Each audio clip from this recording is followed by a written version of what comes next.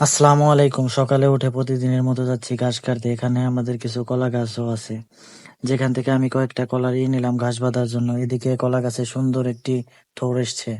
ঘাসের জমিতে যেতে সামনেই আমাদের এক জমিতে পাট চাষ করা হয়েছে। মাশাআল্লাহ, অনেক সুন্দর পাট গাছ হয়েছে। পাটের জমি শেষ না হতে হতেই সামনেই আমাদের পটলের অনেক সুন্দর একটি মাচা দেওয়া আছে। সেখানে মাশাআল্লাহ অনেক ভালো ফলন হয়েছে।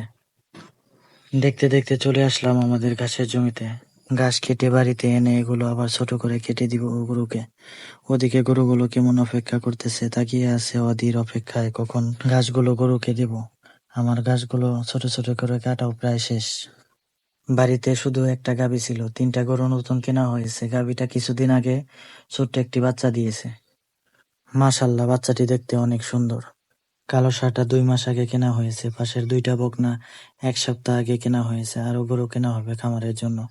সবাই দোয়া করবেন আমি যেন সফলতা অর্জন করতে পারি, সবকিছু যেন আপনাদের সাথে শেয়ার করতে পারি। আল্লাহ হাফেজ।